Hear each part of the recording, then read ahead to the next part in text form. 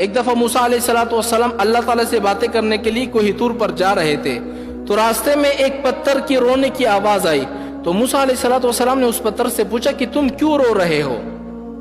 اس نے کہا کہ بھائی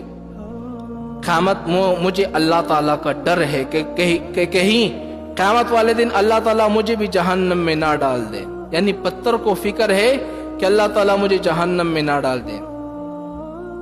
تو موسیٰ علیہ السلام نے اس پتھر کو تسلی دی کہ تم تسلی رکھو کہ میں تمہیں اللہ تعالیٰ کی دربار میں جا رہا ہوں، وہاں میں تمہاری کیا ہے بخشش کرا دوں گا، تمہاری بخشش ہو جائے گی۔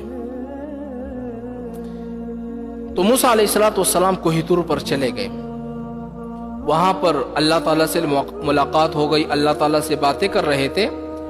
تو درمیان میں موسیٰ علیہ السلام کے ذہن سے وہ بات نکل گئی جو پتھر نے کہی تھی نا، میری بخشش کروا دینا۔ موسیٰ علیہ السلام کے ذہن سے وہ بات نکل گئی۔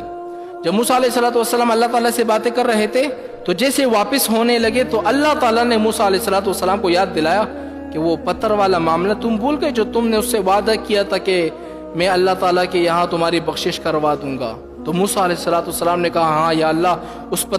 وہ پتھر رو رہا تھا اور اس نے مجھ سے کہا کہ اللہ کے یہاں میری بخشش کروا دو۔ تو اللہ تعالیٰ نے خوشخبری دی کہ موسیٰ اس پتھر سے کہہ دو کہ میں نے تمہیں بخش دیا ہے اور قیامت کے دن میں تمہیں جہنم میں نہیں ڈالوں گا۔ موسیٰ علیہ السلام خوش ہو گئے، واپسی خوشی خوشی آئے اور اس پتھر سے کہا کہ اللہ تعالیٰ نے یہ کہہ دیا ہے کہ میں تمہیں جہنم میں نہیں ڈالوں گا۔ موسیٰ علیہ السلام واپس گھر میں آئے تو کچھ عرصے کے بعد پھر اللہ تعالیٰ سے ملاقات کرنے کے لیے کوہ طور پر جا رہے تھے اسی راستے سے، تو پھر پتھر کو دیکھا، پھر سے پتھر رو رہا ہے۔ موسیٰ علیہ السلام نے کہا کہ دیکھو پہلے تو اللہ تعالیٰ کا تمہیں ڈر تھا کہ اللہ تعالیٰ مجھے کہیں جہنم میں نہ ڈالتے، اس لیے تم رو رہے تھے، ابھی کیوں رو رہے ہو؟